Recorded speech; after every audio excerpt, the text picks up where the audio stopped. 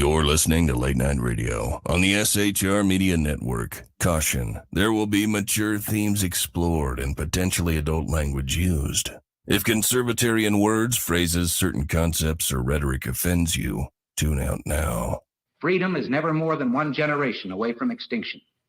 We didn't pass it on to our children in the bloodstream. The only way they can inherit the freedom we have known is if we fight for it, protect it, defend it, and then hand it to them with the well-taught lessons of how they in their lifetime must do the same. And if you and I don't do this, then you and I may well spend our sunset years telling our children and our children's children what it once was like in America when men were free. I have come here to chew bubble gum and kick ass. And I'm all out of bubble. Ladies and gentlemen, boys and girls, children of all ages, welcome to BZ's Berserk Bobcat Saloon Radio Show, where I am finally broadcasting, not from behind enemy lines in occupied California, always spelled with a K, but in an actual free state. Please note, I'm talking to you.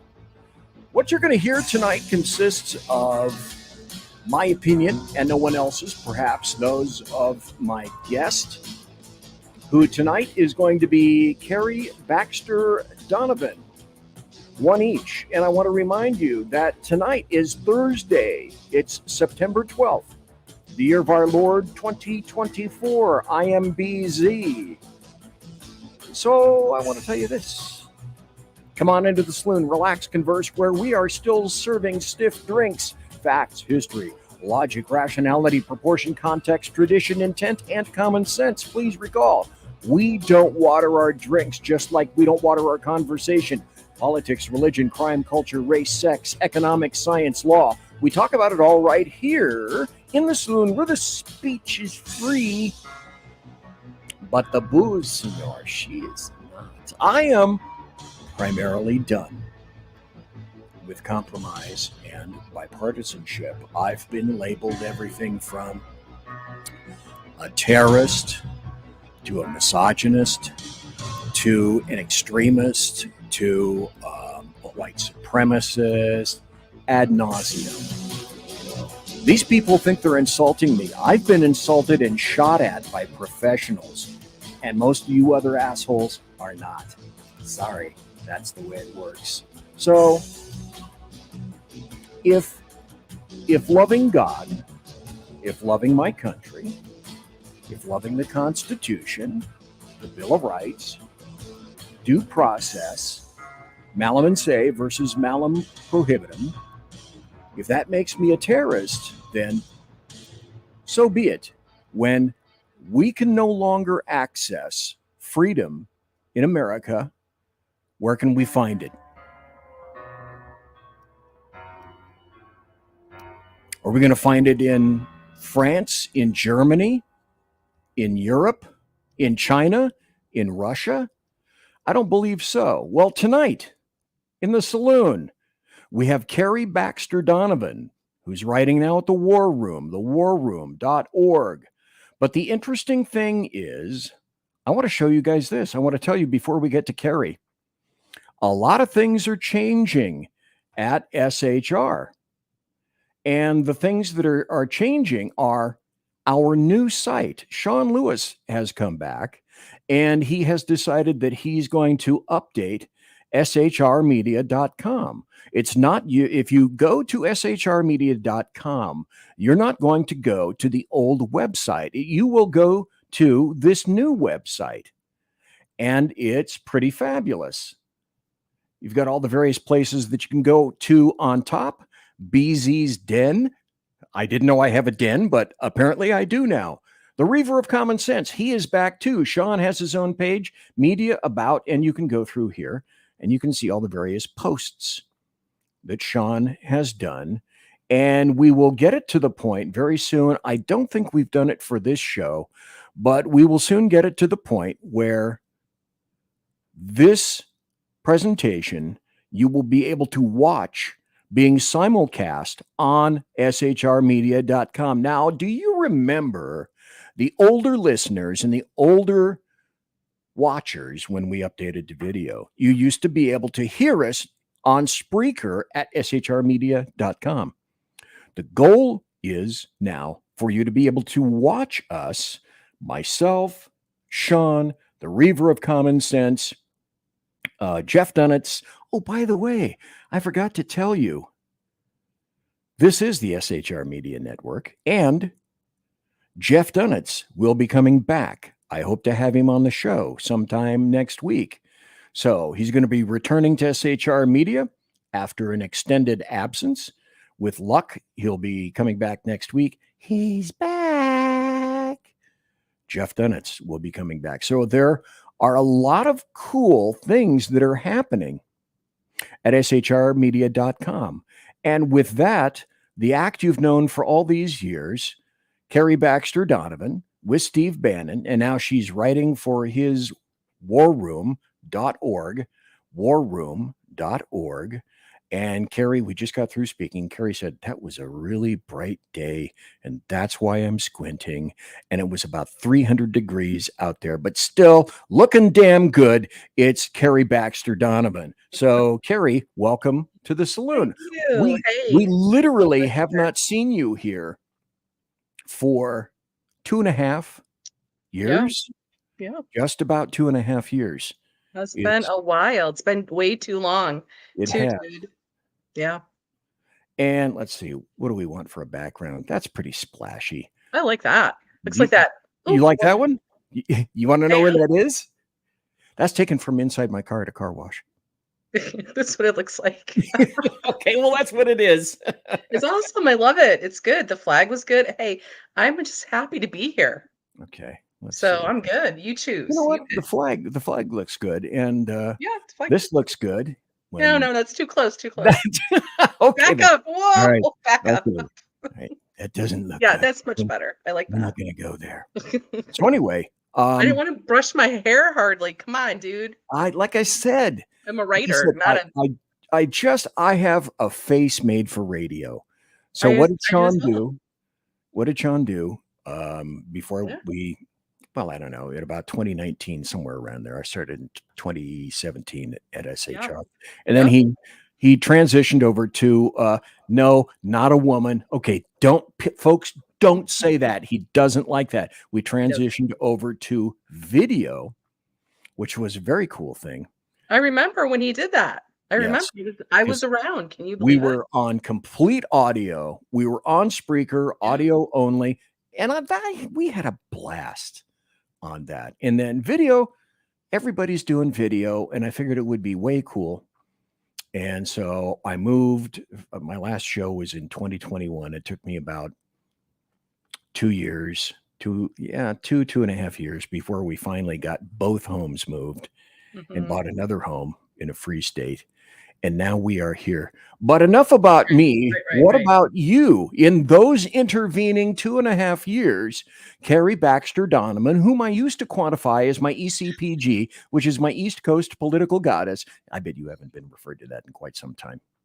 That's so sweet. But I really appreciate that. I did. Must have done a ton of stuff. I did. I've done a ton of stuff. I've been dragged through, I can't go into too many details, but I've been dragged through the courts. I've been experienced some really good crunchy lawfare thrown my way for being a writer. Great. So I have lots of great experience and lots of great things to talk about there. As far as like how the weaponization of the courts can impact the most common of us, like me. Let's see. And I've been writing for Ben Bergquam for a while. So he's with Real America's Voice, and he's the one who goes to the border. A lot of people know him. Like everybody knows Ben. He's a great guy. And then I started writing in March or April for Steve Bannon, which is awesome because I started as Steve Bannon fangirl, just blogging about him. Like crazy about the time that I met, and I don't know who I met first. No, I do. I remember Ken McClinton. Anyway, when I first met up with y'all at SHR, I was basically just Steve Bannon fangirl. I just really liked him a lot. And so now to be able to write for him is awesome. Unfortunately, he's in prison as a political prisoner at the moment, but I am still writing for him. And I write between 3 and 10 times a day for him, for his site. Basically, the War Room's still going on the program, and so I write up a daily digest of all the show, all the guests, and then some of them I break out into bigger articles. And sometimes he asks me to write something specific, but he's the coolest. He's the best. He just is like, go ahead, just write. And he just lets me write. So I'm just writing and writing. That's what I'm doing. So let me ask you this. I Mhm. hadn't, you just reminded me of a whole bunch of stuff. Can you tell us? I mean, I know the very general stuff about what happened, but how is it that let me see if I have this recollection. Mhm. He was issued a subpoena Mhm. and then decided not to appear on the subpoena. No, Is he that didn't. essentially, or Yeah, that's correct what the me, media says, though. That's so you set me so right. yeah, Set me yeah. right on this then. Tell me And what happened. and it's interesting, so I'll take this chance to explain it. Look at my hair. I'm telling you, I'm a writer, so I Oh, hate like dealing with your hair. hair is, Okay, so anyway, girlfriend, your hair is forget the fine. hair, forget the hair. So it's interesting because I was at this event over the weekend with a bunch of very leftist kinds of, people. And this guy asked me, he said, "Hey, listen, I want to know more about what happened to Steve Bannon because I kind of like him now." But what happened? And so I started to explain to him, of course, I'm not the official spokesperson for this, but let me just give you the summary. Basically, This he is was your subpoenaed. interpretation then. What? This is your interpretation then, Yes, since you're yes. not the Thank you. official Spox for it. So Yes, I thank you. get it. Yeah. So he was subpoenaed by the January 6th committee, which, if you recall, was like a bunch of Democrats and then what, like Liz Cheney and Adam Kinzinger. So Yeah. we classify them as Republicans. So Both that Democrats. Yeah, so that's one of the things that he's fighting is that, listen, this wasn't a legal committee because it didn't have the representation of Congress. And that's been ruled on, and that's pretty much accepted that this thing was pretty much Nancy Pelosi just having, a Soviet style show trial. So anyway, he gets subpoenaed, but he said he wanted to get clarification on executive privilege because President Trump used his executive privilege and said, "No, I don't want you to testify to the January 6th committee." Okay. So his lawyer said, "Well, we have to listen to the president." And basically, Bannon is still, from what I understand, and apparently Merrick Garland said something today about Steve Bannon, but he's still waiting for the uh judgment, the ruling on, can President Trump use his executive, privilege. And so, because remember, Bannon was an advisor, and it's the same thing with Peter Navarro, who used executive privilege and tried to stay out of court. So, what's happening now is he went in July. He had a 4-month sentence. He really should be getting out because there's a congressional law that there's the first step, right? So you're supposed to get out for good behavior. They didn't let Navarro out for good behavior. And they're apparently not going to let Bannon out for good behavior because then actually get out before the election and be able to talk. He's a political prisoner. It's completely biased. They set it up, obviously. Now, there's an article up in the war room about it. They tied him up in 2020. They tied him up in 2022, and then they put him in jail in 2024, all with lawfare, all using the courts and crazy stuff to try to keep him quiet.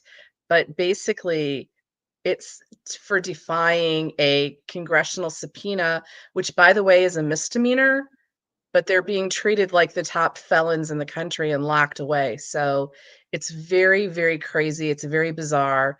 We know that Lois Lerner, we know that Eric Holder, and Merrick Garland, right? None of the Democrats have ever gone to prison, but we got Navarro, who just came out of prison in July, and now Bannon, who's still in prison. So he's a political prisoner. And so what we've discovered is that I think Merrick Garland came out today and said, "Oh, we are completely equitable. We treat everyone the same except the only political prisoners.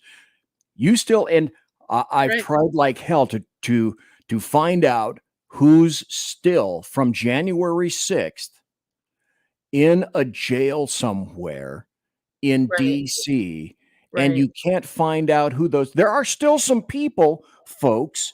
Do you understand that in this country, apparently ruled by the Stasi, there are still Americans in the gulag who have not yet been to court, much less Right.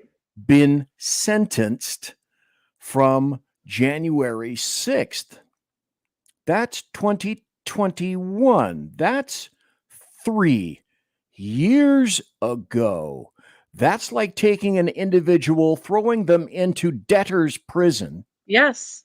and Right. letting them languish and rot before they're even deemed fit to have a trial, a show trial, much less bring in the guilty party and then you'll be sentenced. How possible is it that this is America? It Right. really isn't. And No. let's do The this. lawfare and the I'm not. weaponization of government. Say it again, Carrie. The weaponization of government, it's so outrageous. At what point, what stage we're at right now. Mhm. So let's go to a couple of places where you are writing these Okay. days. Yes. You're at here, the War Room.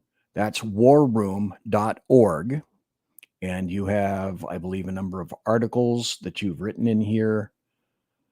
Let's go to this one. I've written 640 articles for the War Room Holy moly. since April.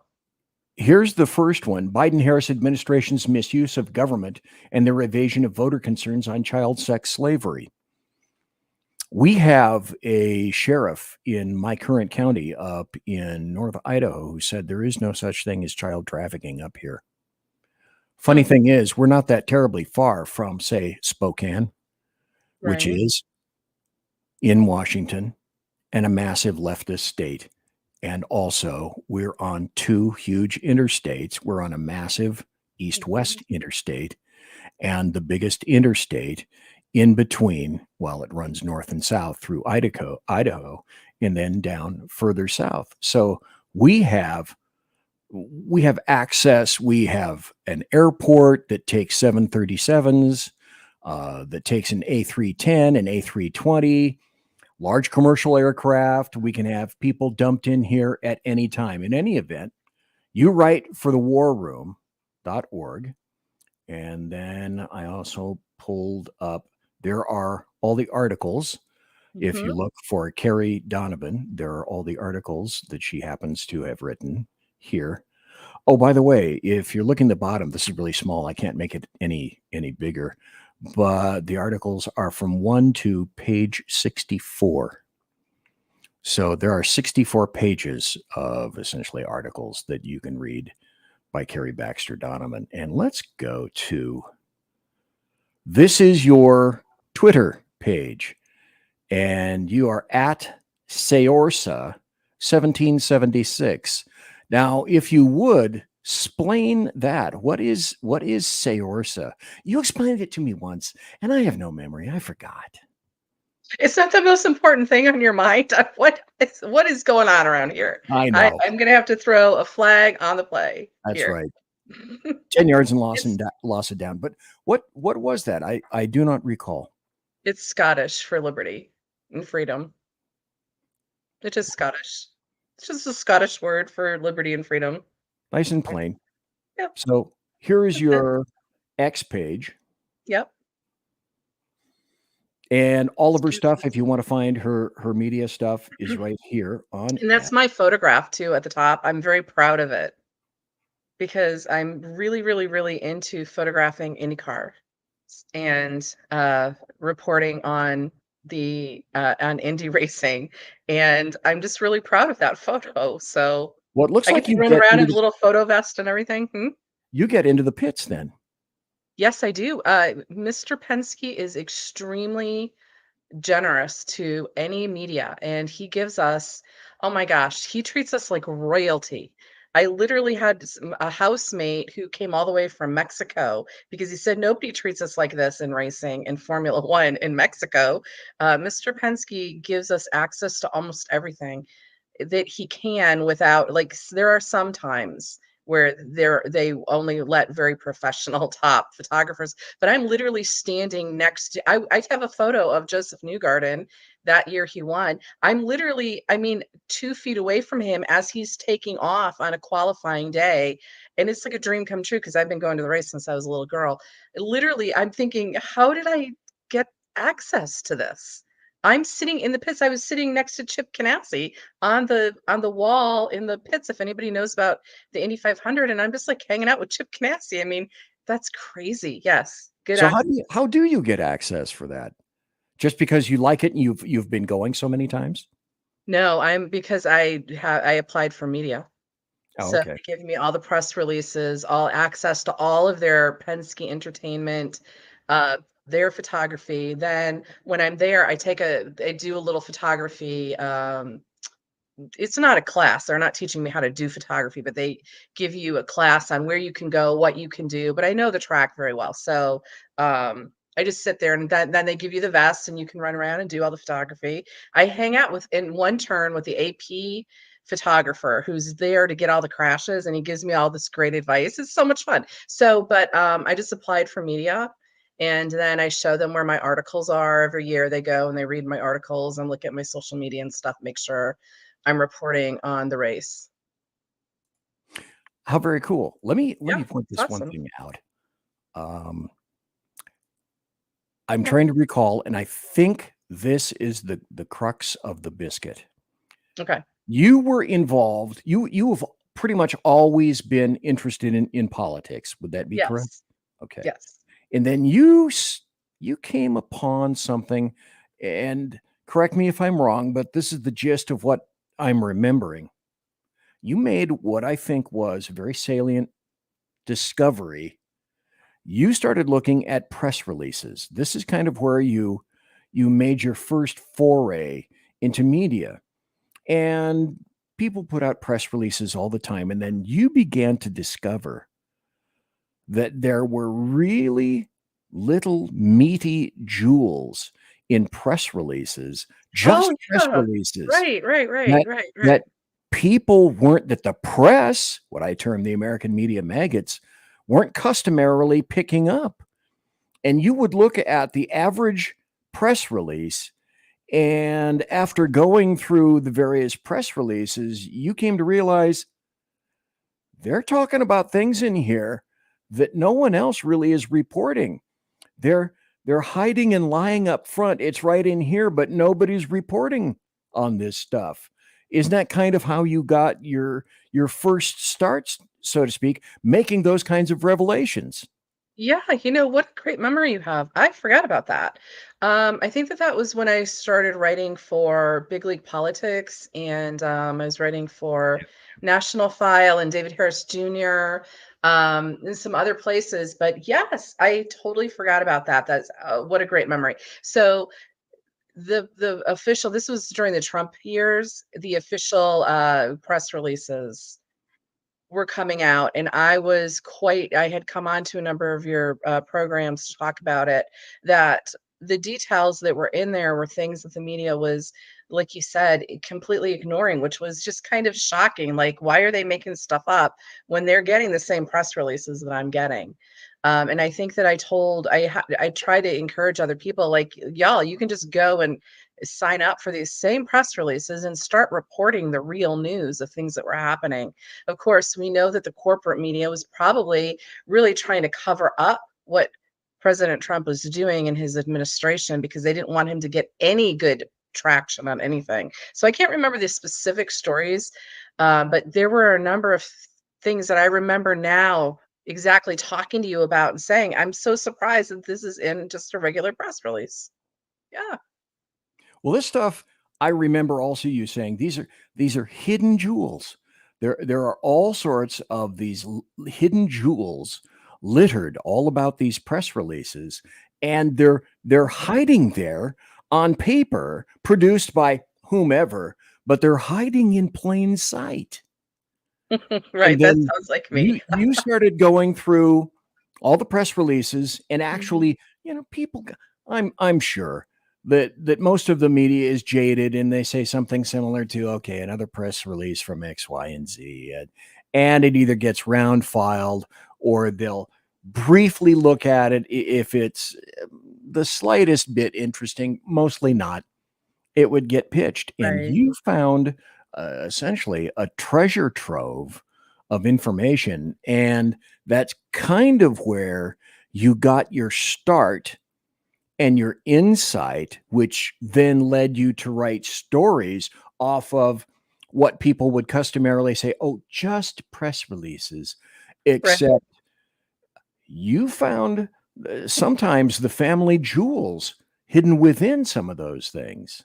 Yeah, I mean, it's open. There's so much open source information that we can get a hold of. So to add to the press releases and to go into more detail and expand on those stories, um, I think that citizen journalists probably just have a lot more enthusiasm for the truth than the corporate media do. So that's where I get my information from. Mm, And that's where I think the term, well, I think that's what you've been calling yourself for quite some time, is a citizen journalist. mhm. But yet to the Yes. point where you're now issued in certain venues Mm, press credentials, right? right. Okay. Yeah. Well, folks, this Totally. is Carrie Baxter Donovan right there. That's who she is. Hello, folks. And this is the Berserk Bobcat Saloon Radio Show. I'm BZ. We're going to take a break. When we come back, I know you've demanded it. Where is it? Well, the heyjackass.com Chicago Death Toll will be coming up. I want to say hello to in Rumble chat over here. There's Jersey Joe in chat. There's Simone in chat. There's Alaskan in chat, and somebody else that I'm missing. Nope, I think I've got it all. So if you want to, folks, before we go on the break, we're going to be taking about a 2-minute break or so. All I have to say is, hey, jump into our sumptuous and palatial chat room. It's right here. I was discussing with Carrie Baxter Donovan. Look at the leather. Look at the plants. Look at It's the great awesome. light. Look at the double doors. The bathroom, which has all new marble, is behind there. It's wonderful. You need to go there. And so we'll be right back after this break, this brief break from not necessarily our sponsors, but our promos and all that. I'm BZ. That's Carrie Baxter Donovan. Awesome. Conservative media done right. You're listening to the SHR Media Network. Hey, are you guys listening? This is Shannon from Right Way with Shannon and Mike in the AM on SHR Media. I know you've been wondering where we are and what's been going on. Well, folks, that's right. We're back. So please join us 7 to 9 a.m. Monday through Thursday on SHR Media, on Spreaker, iHeartRadio, and Spotify, and Facebook Live at 11 a.m. on Right Way with Shannon and Mike in the AM at Facebook. You don't want to miss a minute. We've got lots of guests, lots of segments, and lots of interesting things. And let's face it, there's nowhere for you to go, so you might as well tune in. Again, Right Way with Shannon and Mike in the AM. We're back live on the air on SHR Media, 7 to 9 a.m. Monday through Thursday, audio and Facebook Live, audio and video. Yes, we are going to do video. Facebook Live, Right Way with Shannon and Mike in the AM. Hope to see you soon. Want to make an immediate difference in the life of a critically ill child? You have the ability to do that right now. Make a donation to Dream Makers for Life. the organization that restores dreams to seriously ill children and their families. You can sponsor a dream pack for a child, which contains a clear PVC backpack, a dry erase board adventure coloring book, a journal, and dry erase markers to inspire a critically ill child to envision a future adventure and hope. Want to become a dream maker for life yourself? Go to dreamforlife.org. That's dreamforlife.org. Help a child. Help a family. There is always hope. Unleashed Jeremy Hansen, the most explosive pro-American podcast on the planet. Pro-MAGA, pro-Trump, pro-conservative. Come join the resistance. Fight for what really matters in America. 5 p.m. Central on UJHLive.com, Spreaker, iHeartRadio, Pandora, or MAGAbook.com. Come join the resistance and fight for America. Unleashed Jeremy Hansen.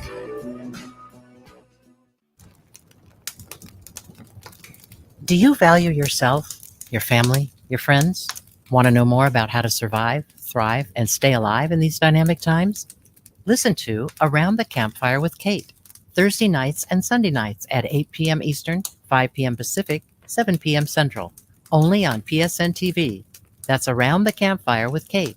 News that nobody in the MSM wants to report. Remember, train hard, train smart to survive, thrive, and stay alive. Conservative media done right. You're listening to the SHR Media Network. Welcome back to BZ's Berserk Bobcat Saloon Radio Show. I am BZ. That's KARI, BAXTER, DONOVAN over on the right. Our sumptuous, palatial, and resplendent chat room is open. Please subscribe to my channel here. Click the thumbs up logo thingy on it. Like the shows, and share the show if you would. In the meantime, as you're watching, share it all over the place. When you subscribe, I should care to notate that either when you subscribe, I get the choice of either a porcelain Dalmatian or extra vodka. Customarily, I choose the vodka. That's just how it goes. So I'm BZ. Welcome back. This is KARI, BAXTER, DONOVAN. And like I say, please share. If you're interested also, you may call in. You can call the show now. You can call the show later, but you can't call the show when we're not on. So 916-835-3329. 916-835-3329. That number in Phoenix is 916-835-3329. If you're calling from Bolivia, don't forget to add 3 to that, then the 4, then 916-835-3329. So let's go to not that, but let's go to a place I always love. Sometimes the names change, but, well, the deaths don't. It's so sad. The bloviating Zeppelins, HeyJackass.com, Chicago death toll update. Courtesy of every leftist running that city. From the mayor, police chief, and every autocrat in the 50 wards. All you have to do to find out if this is true, go to HeyJackass.com, HeyJackass.com, illustrating Chicago values. Chicago, the city of big shoulders, HeyJackass.com. September to date, shot and killed 16, shot and wounded 69, total shot 87, total homicide 17. Week in progress, September 8th through September the 14th. Shot and killed 7, shot and wounded 25, total shot 32, total homicide 7. Year to date in Chicago, shot and killed 384, shot and wounded 1,800 people. Shot and wounded, total shot 2,184 people. Total homicides 435. So that means a person is shot in Chicago every 2 minutes and 48 seconds, and that in Chicago, a person is murdered every 14 minutes and 4 seconds. The bloviating Zeppelins, HeyJackass.com, Chicago death toll update. Courtesy of every leftist running that city. From the mayor, police chief, and every autocrat in the 50 wards. Sad but true. Now, because I broadcast on Rumble, I wanted to play you this. This is the guy that owns Rumble. I believe his name is Chris. I can't think of his last name. But of course, Rumble people, advertisers won't go to Rumble because Rumble tends to play and allow people like me to speak the truth. So here's some truth from the owner of Rumble. I'm Chris Pavlovsky, CEO of Rumble. We're a public company on the NASDAQ under ticker RUM. Today, I released a damning email from Dunkin' Donuts and Inspire Brands. In that email, they discriminated against half the country by saying they will not advertise on any platform with right-wing culture. So I came home and I went in my drawer and look what I found. Dunkin' Donuts. And I have the honor of taking this little tray and dunking it in the trash. I have no tolerance for Dunkin' Donuts when they're going to discriminate against half of America. As well, they should be. Here's also something that I want to play to everybody. This needs to be set up a bit. You'll understand it when you hear it and when you read it, but one thing that you need to watch for closely is you'll see a police car and then you'll read the words. And I want you to notice this is Canada. Okay. So these are Canadians. Look at this. A transgender cop car. Look at that.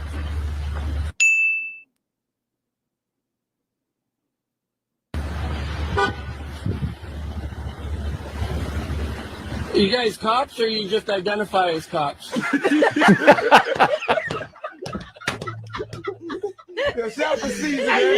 And I got to play this for you too. Oh, I don't have it set up. Okay, that's all right. That's all right. We can move on to plans B and C. While I was on the break, I went over to another Twitter file and another poll, and I'm gonna show everyone, including my guest tonight, KARI Baxter Donovan,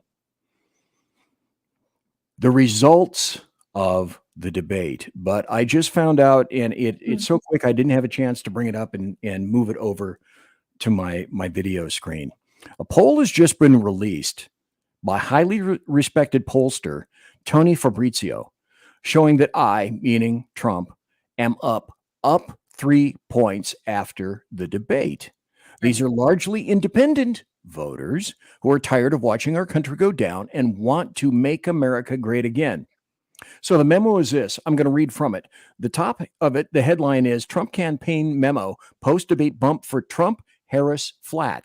It says confidential memorandum. Whether it is or not, I don't know. I'm reading it, so it can't be that confidential. So to the TPP senior team from Tony Fabrizio, date September 12th. Okay, well, that's today. So this is new. Last night, we conducted a survey of 1,893 likely voters across our 7 largest key target states. We found that despite the best efforts of Kamala Harris and media to portray the debate as some kind of an overwhelming win for her, voters did not see it this way, as support for her remained flat. The only change we saw was a 2-point bump for President Trump in both ballot configurations. In last week's data, pre-debate, from our surveys across our 7 largest states, both the full and head-to-head ballots were split dead even. In our post-debate data, President Trump leads Vice President Harris by 2 points, 48% to 46%. And in the head-to-head ballot, he is up 3 points, 50% to 47%. Clearly, target state voters were not impressed by Kamala Harris's empty platitudes. And while the media would have people believe she is cruising to an early victory, they couldn't be further from the truth. Let me throw this in right here. One thing that came out. Now, I haven't seen this yet. This is just something that came across my desk, so to speak.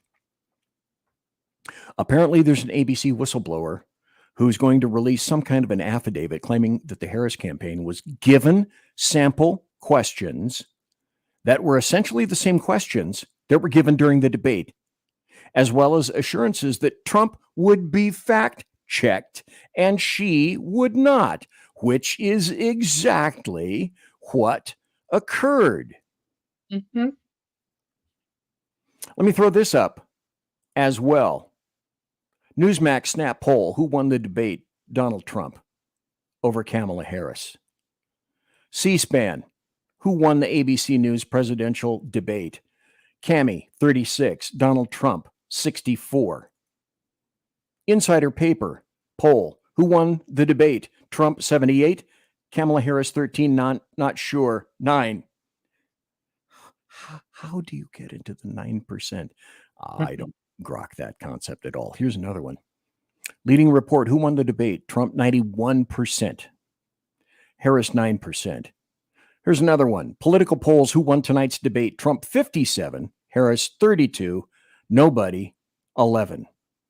Another one. Daily Caller. Daily Caller owned by Ben Shapiro, so I may intuit there's a little bit of bias in here or not. I don't know, but this is interesting because it says Trump 73, Harris 8%, the moderators 19%. Can't say as I disagree with that. And this one from Wall Street Silver, who won the debate? Cami Cackler 17%, Donald Trump 83%. I don't know if you've noticed, but as I went through all of these, it indicates, multiple tens of thousands of votes that have come in through these. So it's not like we had, 10 people responding, that kind of thing. I also want to point this out. And Carrie Baxter Donovan, maybe you could weigh in on this as well. This is from Emerald Robinson. This is on X. This is from today. The Department of Homeland Security has officially designated the Electoral College vote count and certification as a special national security event because the Biden regime is going to steal the election. Now, I haven't talked to you in quite some time, Carrie Baxter Donovan. It is my opinion that 2020 was stolen. That it's too lengthy, and the courts and the media are too biased to even allow anybody to get into it, much less to discuss it, which is why I'm on Rumble and essentially no place else. But we know that the Electoral College is something that leftists and Democrats want to rip out by the veritable roots. So is there any reasons that you can think of, Carrie Baxter Donovan, that leftists and Democrats would want to place such a focus on the Electoral College? Are they aiming to basically invalidate the Electoral College because somewhere they will perceive a security threat, and then we can't believe that Electoral College?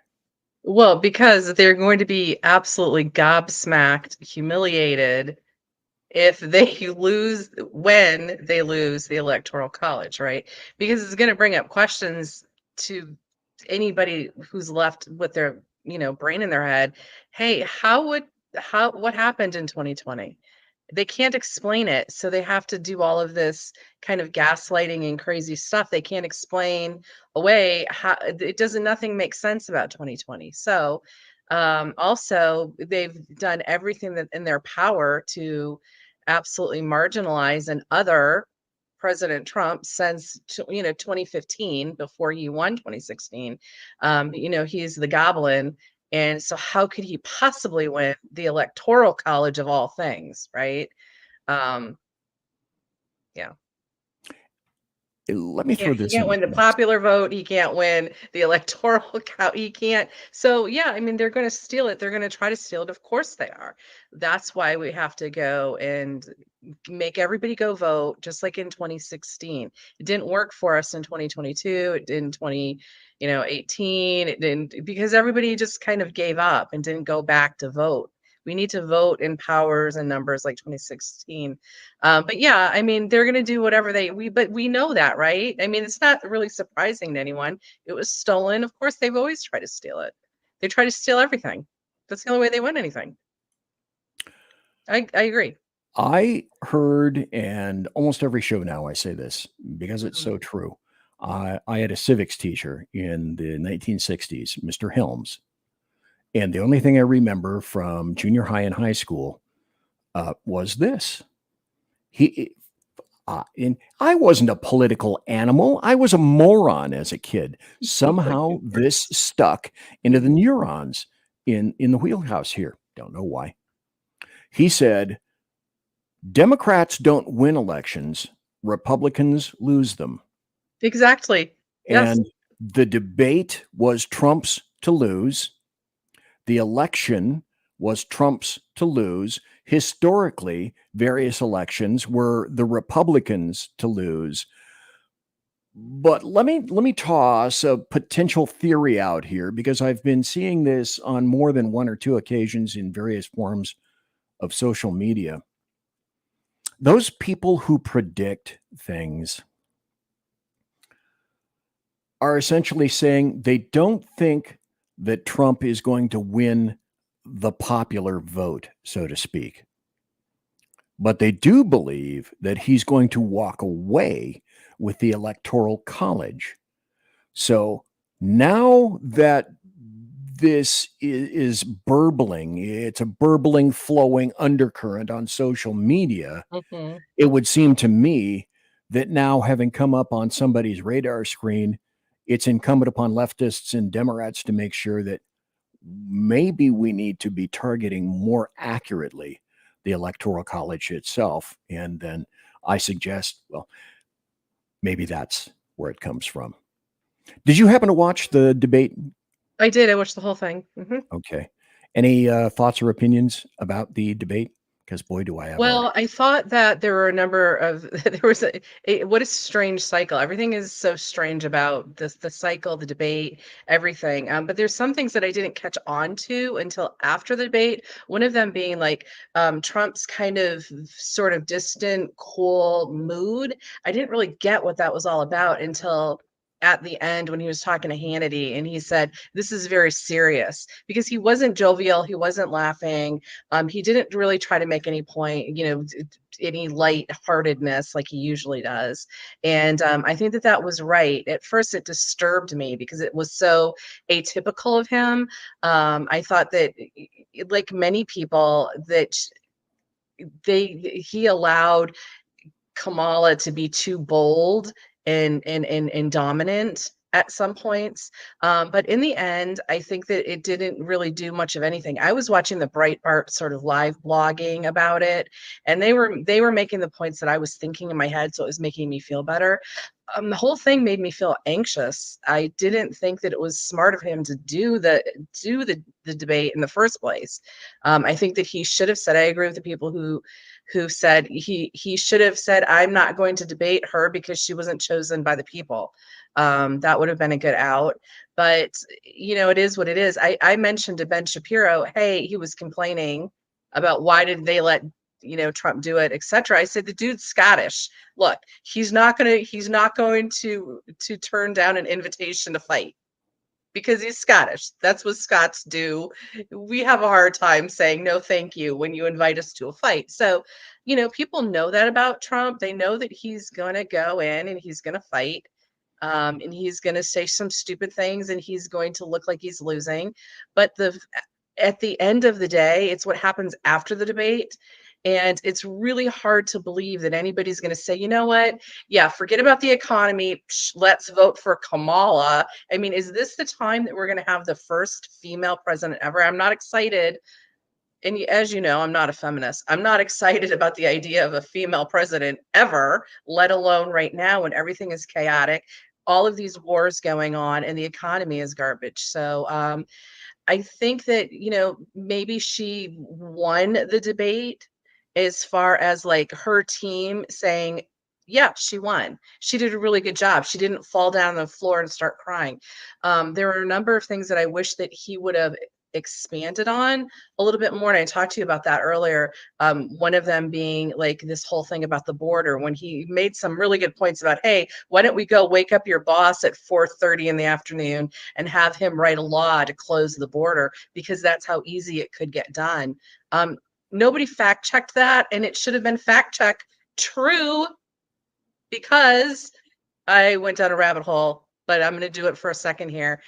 We are in this mess. Kamala could have changed it at any time she wanted to, because it's a non-binding agreement with the UN that is causing this disaster at the border. So that was a great moment. And so to me, it's like Trump won. There you go. He won. But there's not a lot of people who are going to agree with me on that. So I think whatever happened in that hot mess that it was isn't going to change anything at the end of the day. If they say that Kamala Harris got a bump, okay, it does, for a little while. I can't imagine that people are going to go and say, this is a great time to have a first female president. Even those low propensity voters that they're talking about now, even those, low information voters, the people who don't usually vote, the people who come in late and don't really care, the people who, are influenced by very simple things, Taylor Swift or something, are going to go, yeah, this is the time that we want to make history and have the first female president while she's out there trying to act like Obama. I don't think in the end anybody won. It was so stupid. The moderators were ridiculous. And of course, you were watching it and I felt like, it's obvious. She has had the questions. She knew what to do. She was very well prepared for what they were going to ask her. She knew, So I don't really have a good answer to that. It's a kind of a ramble because it was a hot mess. It was a hot mess. It was a crappy debate. And it was made a crappy debate by the people that were the moderators, who had their finger on everything. Now, I have an article that I'm going to go into. We got about 6 minutes before the top of the hour break. I think I'm going to probably end up hitting that article after the break. And it's about 25 things that the American media maggots there completely missed their mark on and avoided, plus all the lies that were in lockstep with each other, one after the other after the other. So before we do that, I have a phone call, and after the phone call, I want to go into your article that you had just mentioned. Now, you just mentioned this. I'm looking at it from Frontline America, the border crisis. And I want to go into that. But first, there's somebody on the phone. And who is this? Who do we have on the phone? Hey, BZ, it's your buddy from the Northland, the great land up north. Ah, the great snowy, icy north. How are you? This is Alaskan, right? Yes. Well, welcome, sir. How are you doing? I'm doing pretty good, I guess. Hey, listen, I wanted to go back to some of your comments you made on the Electoral College. Okay. And why they want to get rid of it.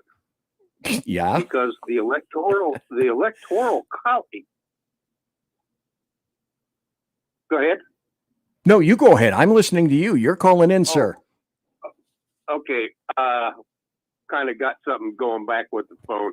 Anyway, the Electoral College is the largest bastion left of the Republic of the United States. Of checks and balances. That's right. It's the means to elect the president, and it is there to keep us from becoming a democracy. Everybody's talking about democracy. Well, we are not a democracy. No. We're a democratic republic. But if they can get rid of the republic, then we are a democracy. And as such, we will, as all democracies go, will go into a dictatorship. Well, yeah. Primarily, I wanted to do this for the longest time. Maybe I'd love to find out if my constitutional professor is still around. Professor Jones, Dr. Jones, I presume, who I've had on the show any number of times before. He's a constitutional scholar. He taught con law.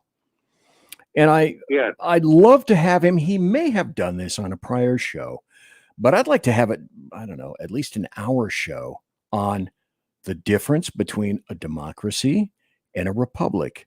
And a democracy is 51 people deciding that they're going to kill you because they don't like you. It's a plurality plus one. That's all they need. And that's not how our framers envisioned this nation. They were smarter than smart.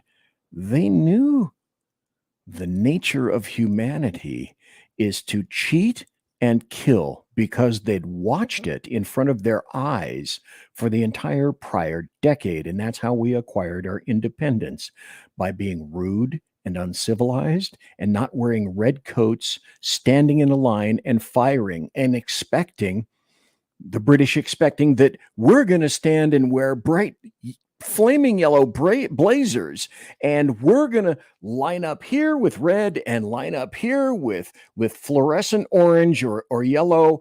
And that's the true civilized. No, screw that. They were hiding in trees, under bushes, and shooting and sniping people whenever they could because they were fighting for a nation.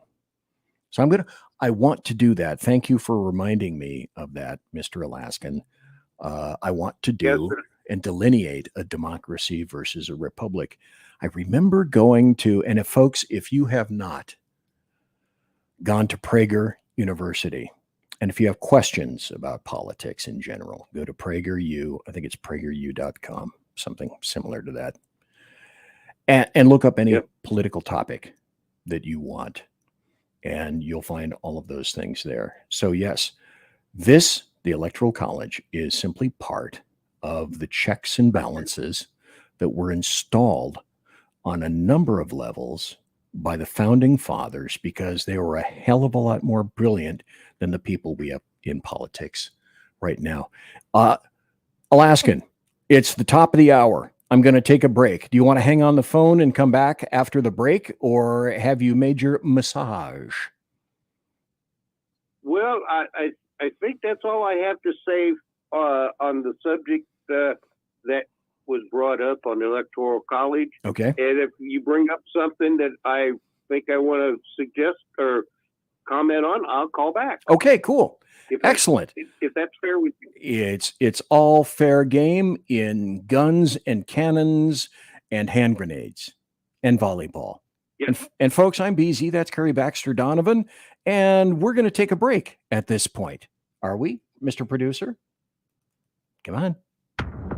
Conservative media done right. You're listening to the SHR Media Network. It is he that is me, bringing perspective from across the sea. Join me, Jack Alexander, 4 days a week for the Jack Alexander Experiment podcast, as I take a unique outsider's look at the news and issues affecting life and liberty here in the USA.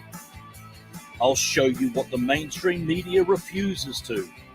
Politics, border security, defense, healthcare, travel, nothing is off limits. Catch the Jack Alexander Experiment podcast each Monday to Thursday on Facebook, YouTube, and everywhere good podcasts can be found. Also, check out the website, www.jackalexanderexperiment.com. Come listen to the Bloviating Zeppelin's Berserk Bobcat Saloon Radio Show, Tuesday and Thursday nights at 11 p.m. Eastern, 8 p.m. Pacific, for the best in late-night conservatarian wireless talk radio at shrmedia.com. Raised as a free-range child with dirt and freedom, BZ is broadcasting behind enemy lines in occupied California. Jump into our plush, sumptuous, palatial, and resplendent chat room at shrmedia.com. Now, with 18% more umbrage and 20% more bulbosity than previous shows, and with delicious Liberty additives. Remember, BZ realizes that with great beard comes great responsibility. No chinchillas were harmed, embarrassed, or the focus of any sarcasm whatsoever in the making of this ad.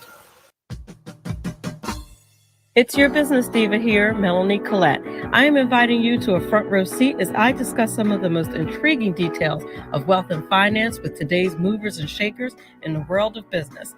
Listen in and discover financial truths on a global, domestic, and household scale. Uncover topics that will impact your wallet today and in the future.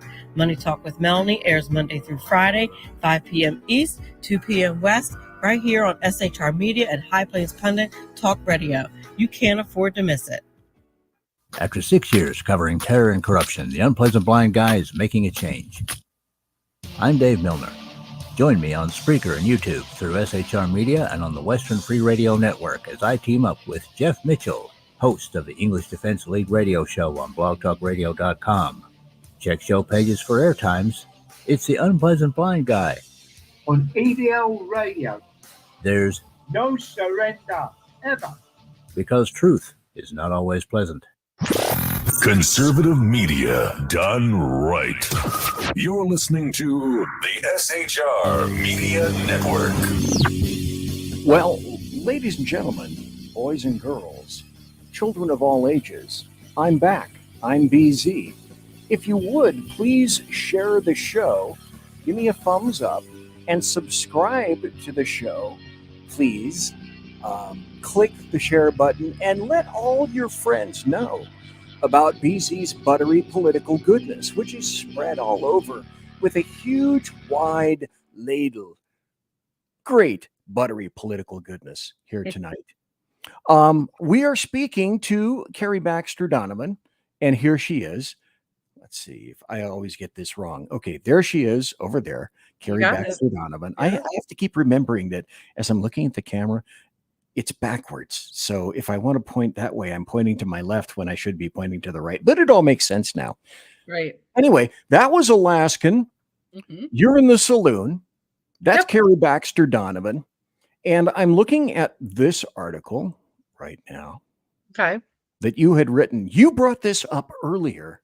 Yes. So I'll read the headline, and then maybe you can fill in some of the blanks of this, because before the show, when we were talking, you mentioned this, and I thought, I hadn't heard anything about this. I didn't know anything about this. And it's one of those things that kind of falls into happy stories. I don't really have any happy stories to share tonight, but I'm going to have a ton. I just couldn't pack all the stuff that I wanted to talk about, plus that tonight, because there's just not enough room. But anyway, in this story, this is from Frontline America. And frontlineamerica.com, you know, the place that Google wouldn't take me to when I put in specifically frontlineamerica.com. I don't know how I can be more specific than that. And it sent me everywhere except down at the very bottom, just about to page 2. Oh, there's frontlineamerica.com. Here's the headline. Trump will end the border crisis again. UN Migration Compact. Non-binding agreement and threat to U.S. sovereignty. Okay, unpack that and translate that for us, if you would, please, KARI Baxter Donovan. So I've written about this topic probably 30 times or more since 2021, and I'm trying to figure out, like, that particular title is just another way of me trying to capture people's attention. Like, will this title get you at all? Can anybody pay attention to this? But basically what it is I'm trying to get people to understand that the mess that we're in at the border, the reason why it's open, because people have to wonder what is going on that's different now than before, right? Than when Trump was in office. And it's called the UN Migration Global Compact for Migration. So what happened was, and it's in this article, and basically I threw this sort of together to go on a couple of podcasts, so just to give people, like, here's a link, and here's to show you that I'm not crazy. That's basically the content of that particular article. If you want more context, you can just put in the search bar on this site global compact or UN, and it will bring up all of the articles that I've written on it. But basically, the bottom line is, look, we are in this mess because Joe Biden got us back into an agreement. It's just an agreement with the UN that Obama got us into, Trump got us out of, Biden got us back into again. That's why it was a mess when it was Obama, why it wasn't when it was Trump, and why it's a mess under Biden. Kamala Harris, and being in charge of the border, could have gotten us out of this at any time, because here's the secret. And here's what I want people to really, really embrace. It's a non-binding agreement. And I didn't make that up. There's a link there that takes you to a UN site where it says exactly in those words, it is a non-binding agreement. That means at any time, the Biden-Harris administration could say, yeah, we're done. We're out. We don't want any more of this nonsense, because our people are miserable and hate it. And the UN has no legal authority to say you entered into this is not a treaty. Okay. That's why Trump said at the debate, and he didn't make it really that well known. Hey, you could just get us out of this at any time. You don't need Congress. He said that, but people didn't really understand what it was about. I don't think many people understood. My hair was on fire. I was like, yes, yes, go, tell him, Trump, tell him. No, they don't need Congress. Biden can't say, oh, I can't get Congress to do these things, blah, blah, blah, blah. We don't need Congress. He's not going to need Congress. And that's why when he gets back in office on day one, he said he's going to basically reinstall the travel ban, which, by the way, Steve Bannon had a lot to do with. The travel ban will end a lot of this nonsense, and he will tell the UN to go step off like he did before. He's already done it before. Of course, Obama, Biden, Harris don't want us out of it. That's why they pretended like, oh, we don't know. Oh, these terrible things. Oh, we're going to fix it. They could fix it anytime they wanted to. It's a non-binding agreement. So Trump, when he says as soon as he gets into office, he's going to start deporting people, fact check, true. He's going to do that. He's already done it before. And it's very easy. They don't need Congress. This doesn't have anything to do with Congress. It's just the UN. So that's that article.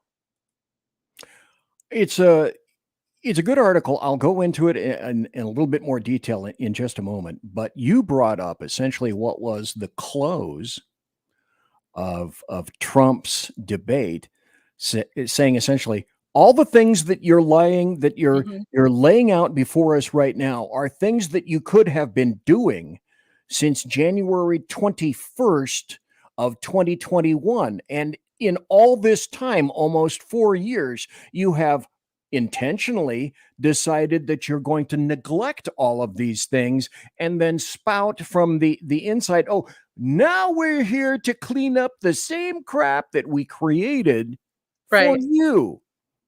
Well, if they created it, what makes anyone think that they have any motivation whatsoever to clean it up? They created it. They're not going to turn their backs on what they love. See, the other thing that and this is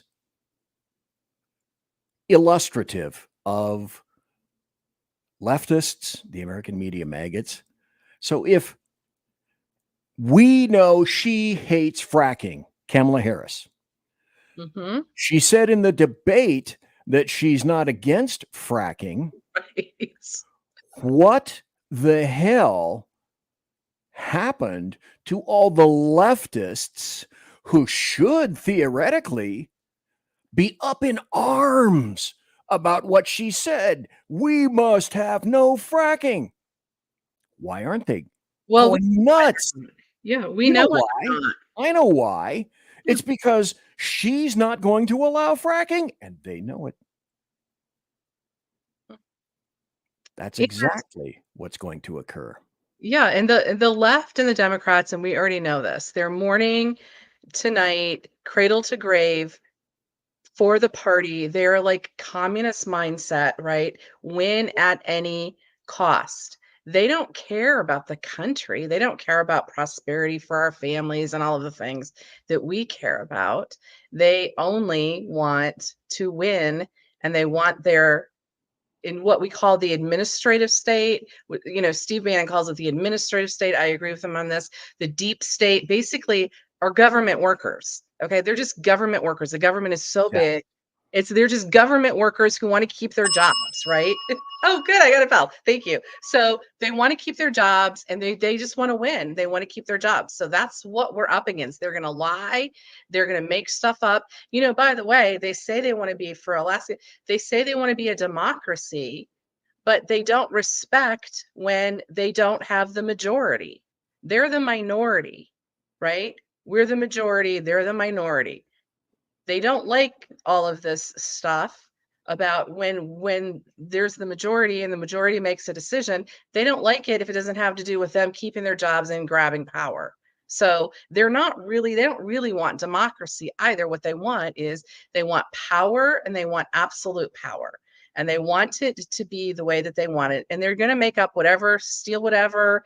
And we know that. That's just, they're lacking in character. They're lacking in integrity and morals. And they are not the same Americans that we are. There's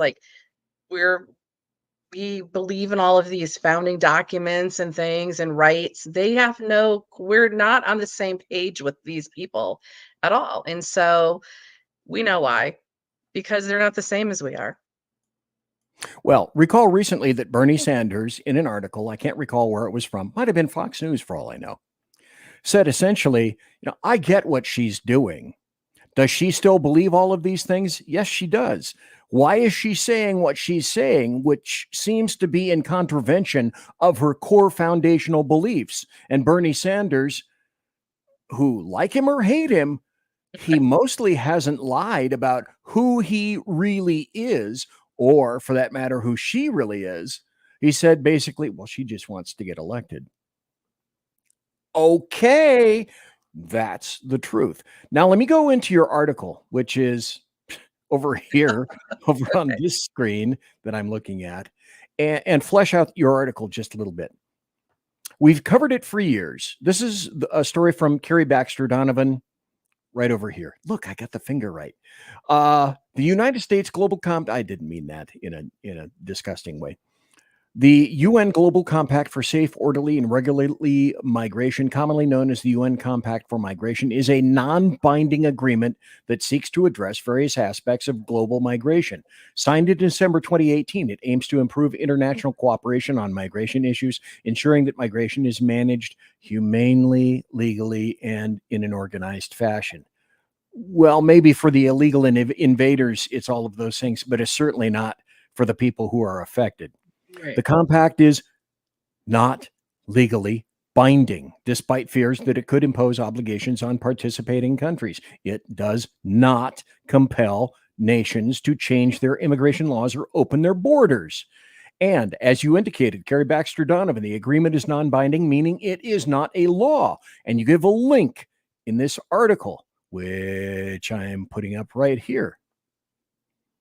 Here's our database, UN Global Compact and UN documentation.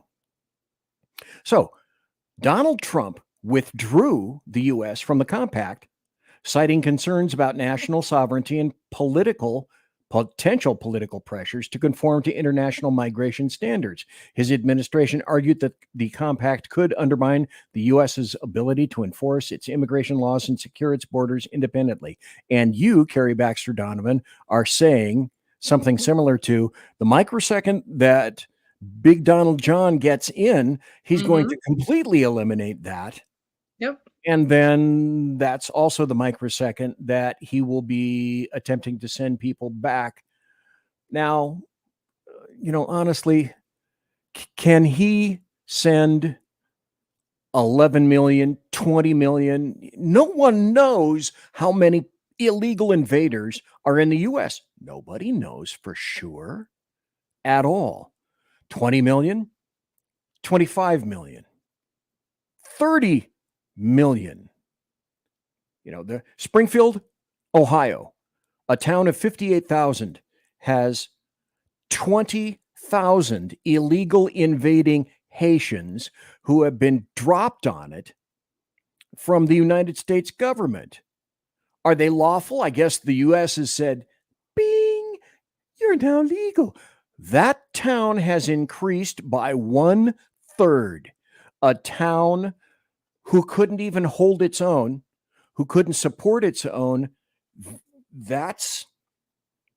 I fervently believe that's one of the major goals from Democrats and leftists. It's the Cloward Piven strategy.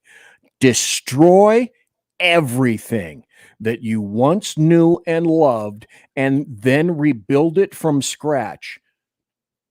Make no mistake, folks, a lot of this bullshit comes from Barack Hussein Obama, who's embarrassed because he was taught by Marxists and communists. He's embarrassed that the United States of America has such power and such strength. And he wants to knock us down to size. True then, true now. Well, I told you. Well, it's also his job. He's a trained community organizer. I took the same classes that he had. I had the same professors that he had in community organizing. And this has been my point, which is I got out of community organizing and I went into house cleaning with a college degree in community organizing because I decided I didn't want to be a progressive communist. But all of these people who are employed by nonprofits and him, many of them in politics, it's their jobs. They're just government workers trying to keep their jobs. And then they come up with all of these nonsense policies to keep their jobs. And so you try to wonder, like, are they evil? Are they stupid? Is it a Marxist ideology? It could be all of those things. But at the bottom line, the real mission that they have is to keep making money. That's it. That's all. That's all it is. And so that's all they know how to do. Social justice, grab and go, steal from people. They're con artists, and we have been employing them through various media, political things as social justice warriors. It's their jobs, it's their mindset, and they're not brave enough, like I was, and I call them out all of the time. They're not brave enough to say, I was wrong.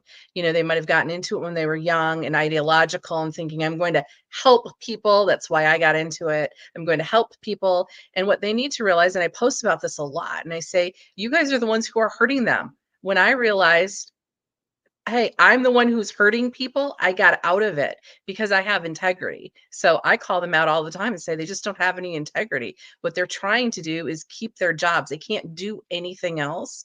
They don't have an entrepreneurial spirit to start a business. They can't go and take some classes and learn a new skill. They're basically stuck. Obama is not a brilliant genius. He's a moron. And all he can do is figure out how to steal. So he's a social justice warrior and a community organizer. That's what he does. The only aspect of the population that gets enriched are the people who come up with this. During the break, we got about another 10 minutes for the bottom of the hour break. There was a brilliant, I don't know, maybe 30-second bit by Kevin Spacey in House of Cards, which had to do with politics in DC before people realized that Kevin Spacey was a major pederast. Right. But true. What portion of what I just said is false? But I'm going to see if I can dredge that up during the break, because he said one very important thing that I want everybody to realize about DC. We'll get to that. But in the meantime, before the break, I promised that we're going to get to this, and that is during the debate, and Sackhead Sean, Jersey Joe, and Lonnie Poindexter and myself all watched the debate. It turned into a massive 4-hour show because I was stupid and thought the debate started at 5 o'clock when it really didn't start until 6. But hey, we riffed like mothers, okay? I bet you did. Yeah. And then after the debate, we had a whole bunch of stuff to say. But during the debate, we kept yelling and screaming. Lie. Lie. That's a lie. That's a lie. That's a lie.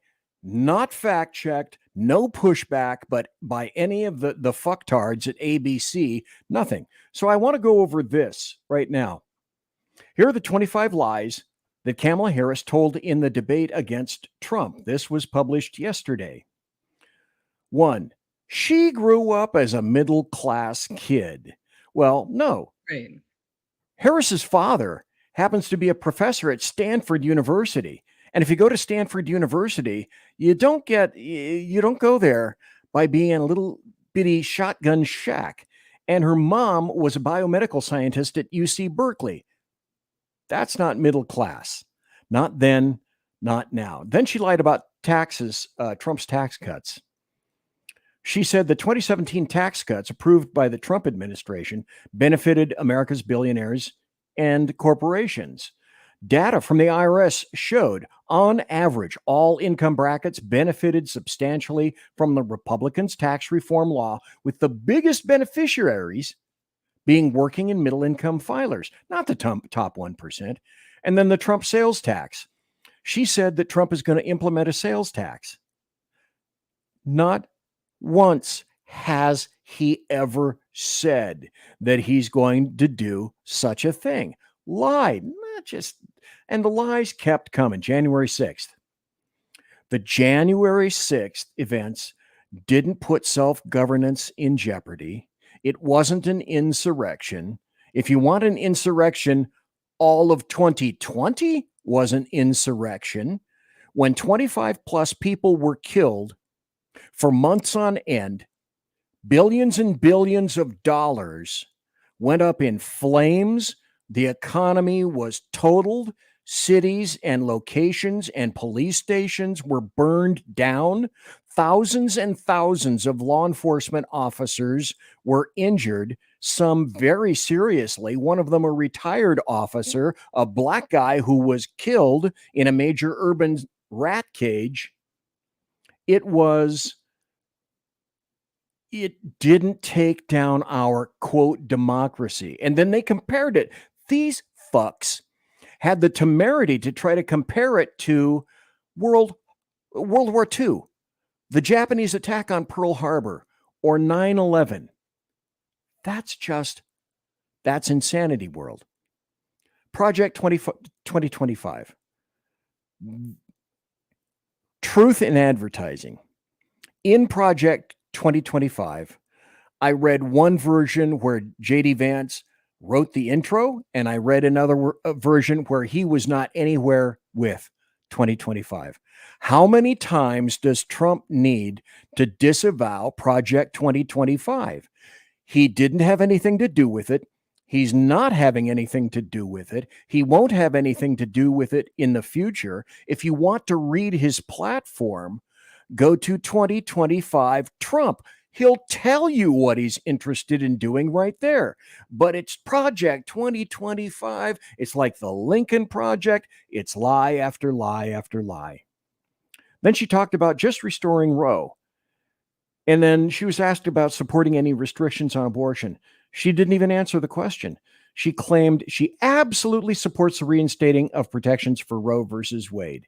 But then before that, she pledged to sign legislation as the Women's Health Protection Act, which would essentially approve and codify abortion through all 9 months of pregnancy. And her history of co-sponsoring the original version of that legislation. She voted against protections for babies born alive after botched abortions. Lie after lie. Pro-life laws criminalize miscarriages, ectopic pregnancies. It's a lie. Trump's abortion stance. She said Trump will sign a national abortion ban and hire a national abortion monitor that will be monitoring your pregnancies. Lie. That has never been said by Trump, ever.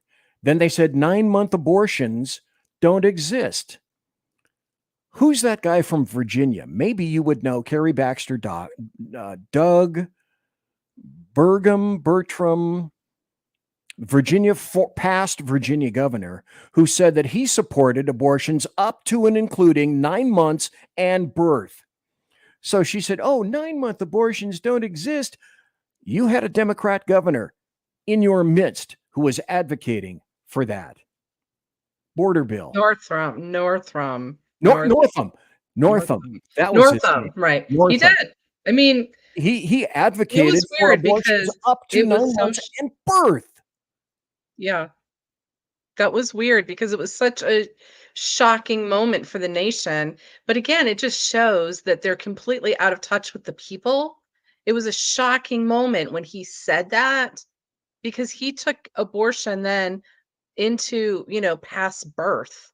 And I remember going to Trump International and sitting in the lobby the evening that he said that, and people were in shock. And she didn't remember that. They're not the same people. They're not having the same experience. I mean, they're not the same type of Americans that we are. No, They're just not connected with us in any way. And we're not having a similar experience here. For her to not remember that, it was so weird when she said that.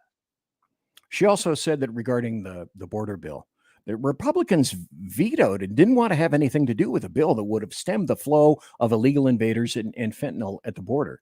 So that's false.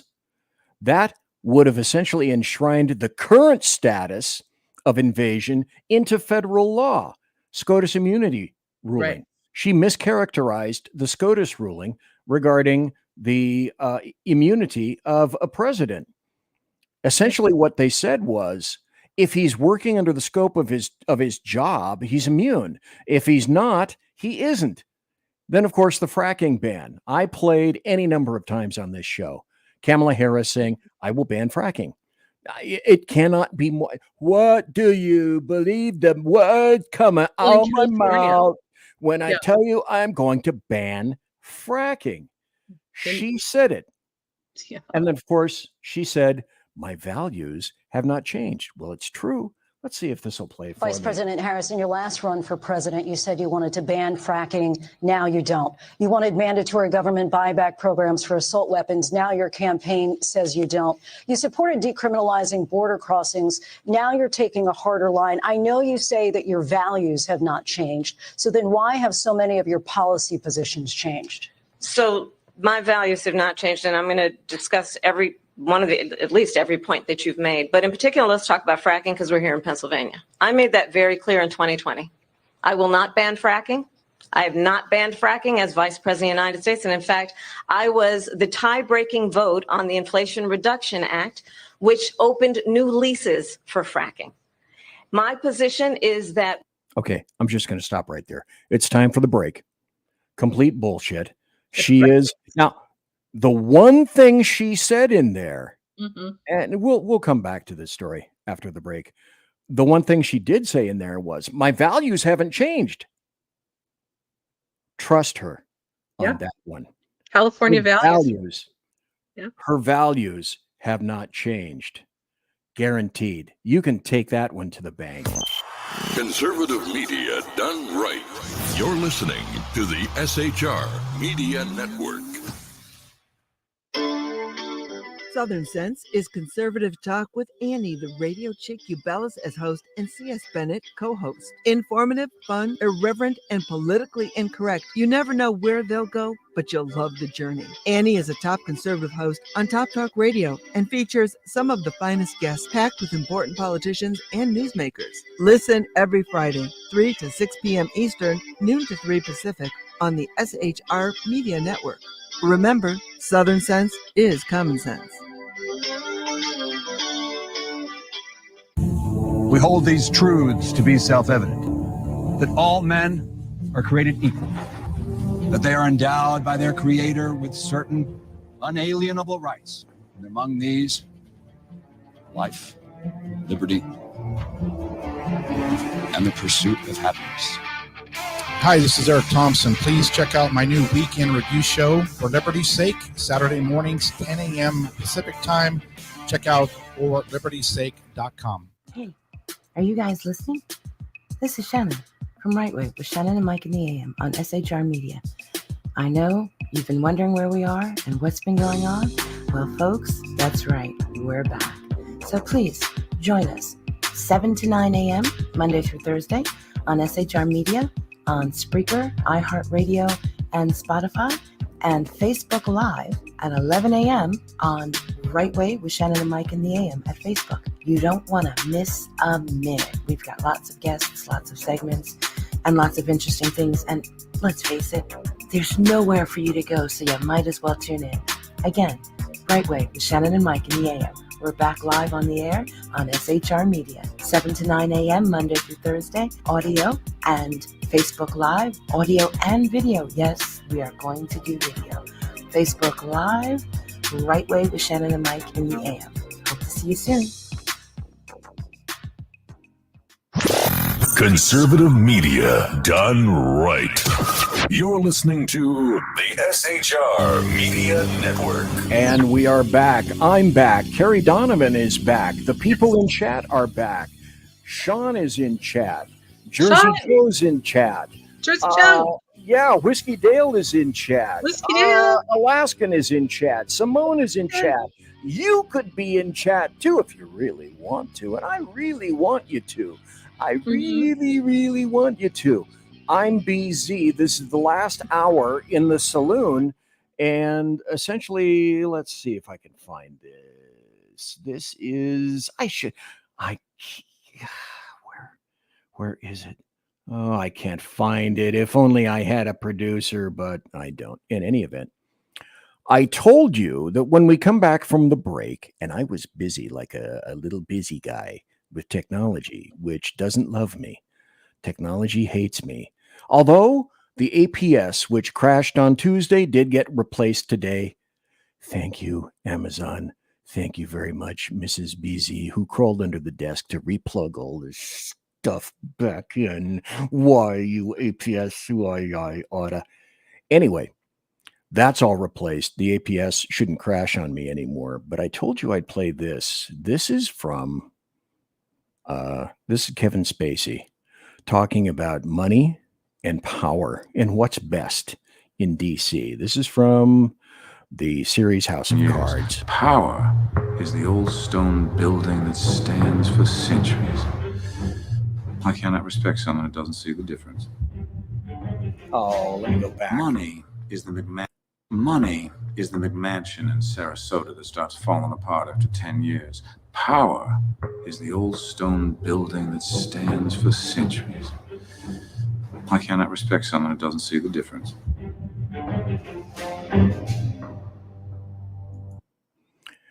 That's the DC take on money versus power with a major caveat.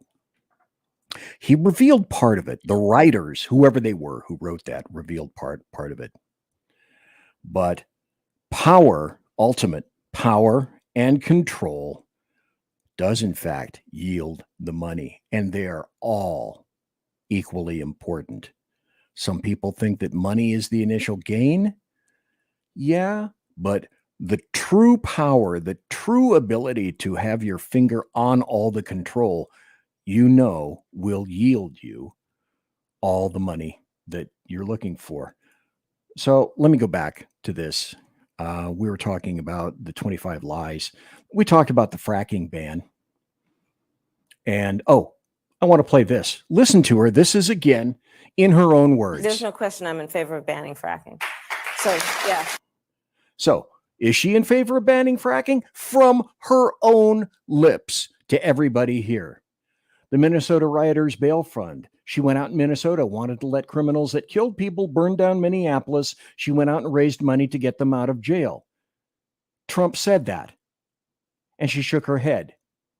No one braced her on that, but it's absolutely true. Trump's role in January 6th. Oh, damn it. I don't have it up right now. Jersey Joe sent me this. As a little bit later, maybe I can stall this. I have the original tweet that Trump sent out, which essentially said, go peacefully and respectfully to the White House, to the Capitol. And then they braced him time after time after time. He didn't say that. He wasn't true. That was his role in January 6th. He said on Twitter at the time, do it peacefully, no rioting. It's there for everyone to see. It's a lie. January 6th deaths. She said some police officers died as a result of demonstrations in the Capitol. No officers died that day. Not one. Nothing as a direct result of the rioters. One officer died the next day. One had a heart attack. They didn't die that day. The only person who died that day was Ashley Babbitt. She got shot by then Lieutenant Michael Byrd. And then, of course, the fine people hoax. Trump said there were fine people in all these white supremacists. What that meant was there were fine people on both sides of the equation who were interested in taking statues down. It didn't have anything whatsoever to do with white supremacists, any of that. And then bloodbath. And she lied about the bloodbath. So he wasn't calling for violence. Trump wasn't calling for violence. He was discussing the economic disaster that's awaiting Americans if the Democrats win the election. His comments about NATO. She said the comments that he made claiming that he told Russia it would do whatever the hell it wanted regarding Ukraine.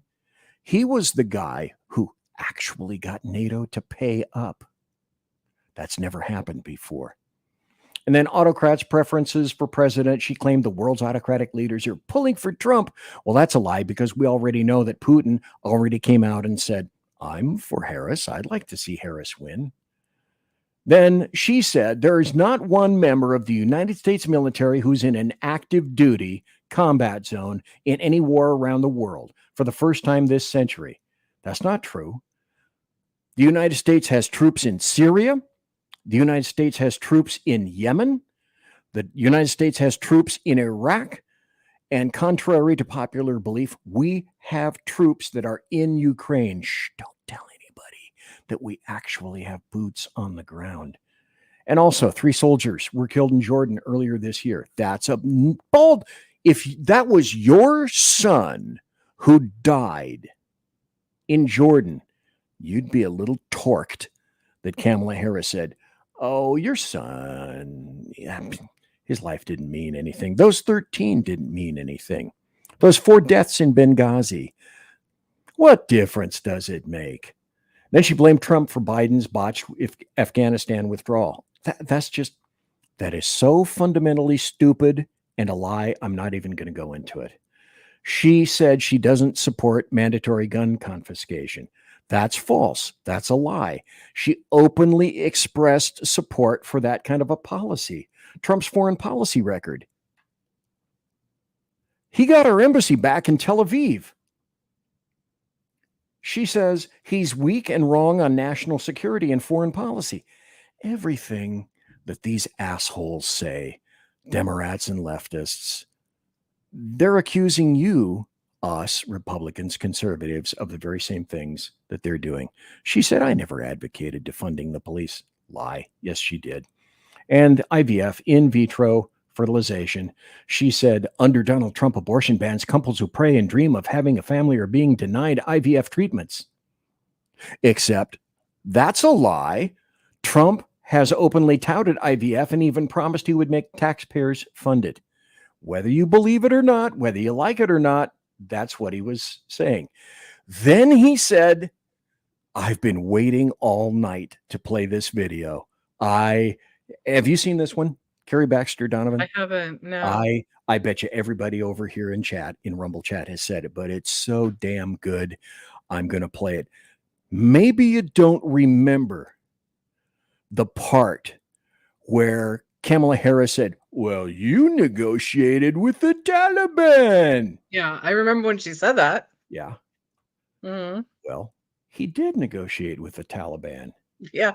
And Right. this is what was said. President Trump looked at the Taliban leader and said this, Mm-hmm. I want to leave Afghanistan, but it's going to be a conditions-based withdrawal. And translator translated. And he said, if you harm a hair on a single American, I'm going to kill you. And the translator goes, and Trump goes, tell him. Yes. Tell him what I said. Reached in his pocket, pulled out a satellite photo of the leader of the Taliban's home and handed it to him. Shut up. Got up and walked out the room. Sure did. Do you know for 18 months not a single American was killed in Afghanistan? Sure did. That's the definition of strength. That's what I'm talking about. And so you could imagine that kind of sentiment being around the world. If we have an embassy in another country, no one's going to touch it. End of statement. But didn't people know that? No, Of course not. no. You But have to yeah, I mean, realize. that was his negotiation. That's how he negotiates. I told Lonnie Poindexter when he was here that I was going to steal a phrase from him. And Lonnie, if you're watching right now, consider your phrase thefted. Now, Rush Limbaugh had low information voter. And Lonnie Poindexter has the passionately misinformed. And the bulk, sadly, the bulk of the electorate, and I'm going to be quite frank, the bulk of white female leftists are passionately misinformed. I nice. saw this just before the show, and I was looking to see if I could grab it, and maybe for one of next week's shows, I might be able to do it. Or maybe if I decide I'm going to Bigfoot Jersey Joe's show tomorrow, maybe I can get him to play it for me. Jesse Waters customarily has a guy doing what he used to do for Bill O'Reilly, going and doing the microphone and the man on the street and say, what do you think about blah, blah, blah, and then they weigh in. Right. His guy, whose name escapes me right now, walked up to a young white female and said, what do you think about Kamala Harris? Oh, she swooned. I love her. I love Kamala. What about the expenses? What about you can't buy a house? What about the price of bread? What about the price of gas? And she literally, her retort was, oh, I don't care about that. I just want people to express the joy that she does.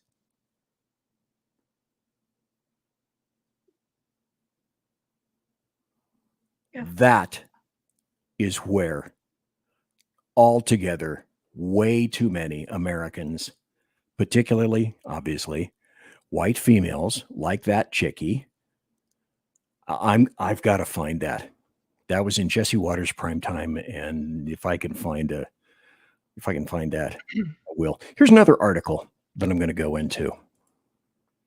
What do we have? 16 minutes? There we go. Reuters focus group. Undecided voters lean Trump 2-1 after a debate. Now, Carrie Baxter Donovan. Yes. Tell me what you know about Reuters. I mean, they're a massive right-wing conservative group, aren't they? They're like I almost called it the Jack Birch Society. Yeah, they're like the Jack Birch Society. Isn't Reuters? I mean, they're hard right. You know, I don't read Reuters. I watch The War Room. I watch The War Room and Real America's Voice is where I get all my news all the time. Reuters, no, not fan. This article. I don't get any of. If it's on The War Room, I can tell you all about it. Okay. Pundits declared VP Harris the clear winner of Tuesday night's debate. Right. Former President Trump won 6 of 10 undecided voters in a Reuters focus group. Reuters, row to your boat. Harris only won 3. A New York Times survey of undecideds had similar results. Well, okay, I get that. At this point, though, and don't get me wrong, I'm not saying that that's not true, that didn't occur, and that all the things that I showed you at the beginning of the show about the debate and who won the debate, these are some of the undecideds, who won the debate. I'm not saying that those things aren't true, but aren't you, Carrie Baxter Donovan, like me, kind of wondering, okay, on September 12th in 2024, who at this point, with less than 60 days to go before the presidential vote, who is undecided about Trump or Harris? That's something that maybe you have a response to that. Well, what a lot of people are talking about right now are what they're calling the low propensity and low information voters. And low information voters are people who start paying attention after Labor Day, is what the low information voters are. And there's a lot of people, actually. There's a lot of them. And Bannon sent out a message the other day from prison that he wanted people to pay attention to TikTok and Taylor Swift. Now, we who follow every detail of politics probably find that very just offensive and annoying. Like, what? Taylor Swift, who cares about Yeah, Taylor nobody Swift? cares about you. But the problem I think that we have is, like Matt Gaetz pointed out in 2022, the low propensity, low information voters who get their information off of TikTok blew us away in 2022 and ran off with it because nobody was expecting this last minute group of people that aren't showing up in these polls, right? And so this year, what people are really starting to pay attention to is hold on. There's this group of people who are going to come out of nowhere, having been influenced by Taylor Swift on TikTok, of all places. For God's sake, we're trying to be serious grown-ups, right? But the reality is that we have to pay attention to those people. And I think that it's there's a lot of talk about it because they beat us in 2022 with these tactics, but also there's been some people who have been through different groups, making sure to get lined up to tackle them, which is part of the reason why Steve Bannon is in prison right now. So my focus has been really on like Bannon building up these grassroots marketing platforms, fighting back with the stealing. You got to get all the things lined up for getting people out to vote and also making sure that they don't steal a vote at the same time. So this has been my entire focus for the last couple of years. So yeah, as offensive as we find it, like who could possibly not be on Trump's side? There are a lot of people out there still who unfortunately have the right to vote. Maybe they shouldn't, but who do and who are going to go and be influenced by a simple message about Kamala Harris. And what we've been encouraging people to do is for us to come up with simple messages on our side and go find our low propensity voters and do the same thing. Because, yeah, they're out there and, yeah, they are influenced by nonsense. And, yeah, they don't really know the difference. But this year, what we have going for us is the economy is kicking people's butts, and they know that it's got something to do with Joe Biden. Are they going to transfer that to Kamala Harris? Unfortunately, we do have Americans who don't understand that Kamala Harris is just Joe Biden. So that's why the race is very tight. When we could have an intellectual discussion and say, but it's not even close, these two candidates. But that's not the reality of what's going on out in the streets. And so what we need to do is, yeah, just accept it, that there are people, this is going to be a very tight race. And it's insane, isn't it? Isn't that insane to say that? It is insane to say that. I know it's insane. I don't even want to say it, but it's the truth. It's insane that we have to use the economy as a stick to hit people on the head. Don't you see what's going on around you? Why are we in this situation? How did we get into this plight? Mm-hmm. How is it that you can't buy eggs or milk or feed for your baby or eggs that are $7 a carton or gas in Los Angeles that still in some locales is $7 a gallon? And then we have blackouts in Southern California, and California is demanding all EVs by 2030. And AI is set to consume 1/3 of all power when it finally comes online. And we're not building crap. And yet we have to take advantage of the economy. We shouldn't have to take advantage of the economy. Everybody should want a good, strong economy, a good, strong America. But those who don't are running on emotions and feelings. And that's a hell of a way to run a government or run a country. It's just not sustainable.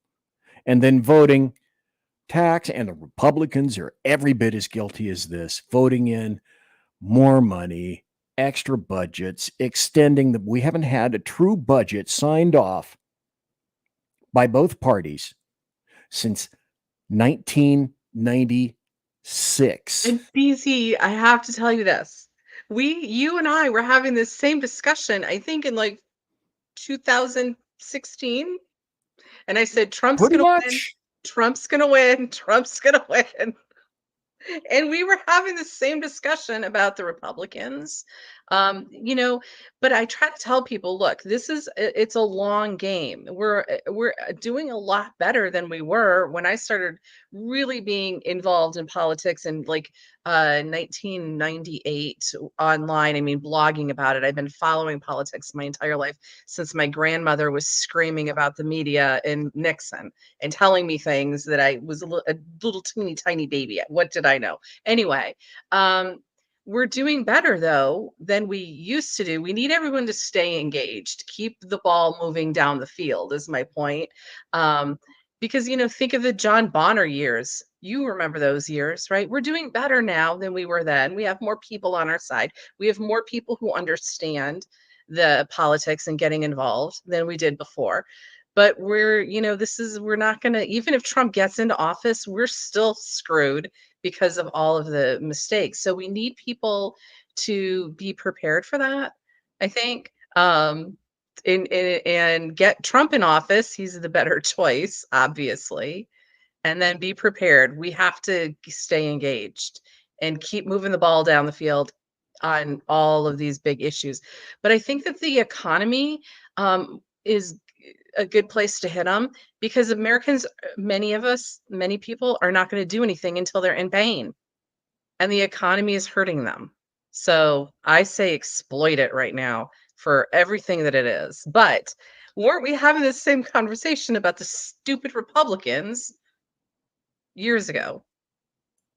And I said, that's okay, but he's going to get in. Trump's going to get in. Trump's going to get in. They never seem to learn their lessons, though. Does anyone remember that under Bush, we were in control, meaning the Republicans were in control of the triumvirate? Mhm. Bush in the White House, owned the Senate, owned the House, and did nothing with that power. Well, he passed No Child Left Behind and handed everything over to the Ted Kennedy Republicans progressives. Yeah, are right. invertebrates. So, okay, yeah. let's say we do get Trump. Okay, fine. You still got to get the House and the Senate, and you somehow have to get the Republicans to coalesce. And if there's one thing the Democrats do is they'll circle the wagons like nobody's business. But I say, and I want to leave this another 5 minutes we got before the show. Folks, as I'm wont to say frequently, all is not lost. Don't think that all is lost. It isn't. There are some indicators that let us know things are changing. Yeah, they're inexorably slow, and would you just hurry up? But we're getting people who are starting to pay attention to drop-off points for ballots, that there are going to be more monitors. There are going to be, and if this is what we have to do to get more lawyers, guns, and money involved in this thing, and if it's lawful, we should do every lawful thing as well, every one of them. And I've got this video, which is kind of illustrative of that. This is CNN after the debate, talking to an individual. This is like 40 seconds or something like that. This one, white female, espouses more common sense than most politicians in a number of years. Let's see if I can get this to play. What did you see that brought you to a conclusion? I think it's important to remember that we are voting for the leader of our country and not who we like the most or who we want in our wedding party, but who is actually going to make our country better. And we're in an incredibly unique situation where we've had both of the candidates in office before, and we've gotten to see what they would do. And when facts come to facts, my life was better when Trump was in office. The economy was higher, inflation was lower, things were better overall. And now with Kamala's administration, things haven't been so fantastic. And she's saying she can fix the problems that her administration has caused, but I just don't know if I can afford to take that risk. So I have to add Does she have something. the time to be able to take that risk? Right. I have to add, I'm so excited to hear that because for 2 years I've been telling women, I don't care if you like Trump or not. We don't vote for our daddies. We're not voting for our boyfriends. A number of women have just looked at me like that's absolutely offensive, and I'm shocked. I'm like, well, we're voting for someone who's going to run the business of the country, we're not voting for our husbands, okay? You're not choosing him to be your husband. Oh, finally, right? Women have moved the needle a little. Good. They're not all crazy. No, they're not.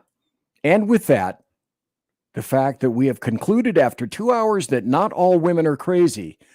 Excellent point, KARI Baxter Donovan. Thank you. It's time to go. I'd like to have you back. Would you be interested in that someday? Oh, always. I always want to come back and talk to you. Yes. Okay. Thank you. Thank you for being here. Folks, for that having me. is KARI Baxter Donovan over there. One each. I am BZ, and let's see if my producer is going to let me do this. Maybe he will. Producer?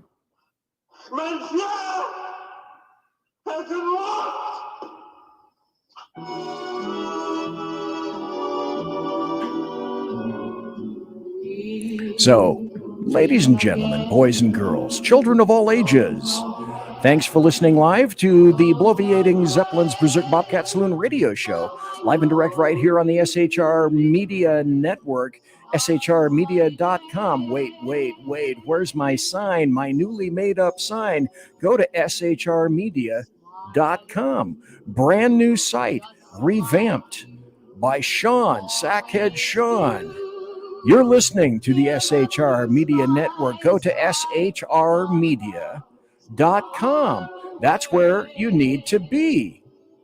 So, promotional consideration is as per normal by the Lockheed Martin Skunk Works, and also by Shure and Electro Voice microphones, and by Arrakis boards, and Pratt & Whitney engines thrust. You can trust. And tiaras are by My Little Pony. I put up a billboard just a little bit too early. Thanks, you little beggars. Thanks to my personal KC-135 Kettle One refueling team, with whom I shall be consorting in less than 10 minutes, about 50 feet from here. Thanks to everybody in the chat room. Thanks for listening live. Thanks for listening later in podcast. To all of you, God bless, take care, and be safe. Everybody quiet down now and get some sleep. Good night, everybody. Good night, Mama. Good night, Ben. Good night, everyone. Good night, Mama. Good night, Daddy. Good night, children. Good night, Daddy. Good night, Elizabeth. Good night, John Boy. Good night, Jim Bob. Good night, Jim Bob. Good night, Jim Bob. What's going on? I was asleep. What's everybody doing? Good night, Good night, Jim Bob.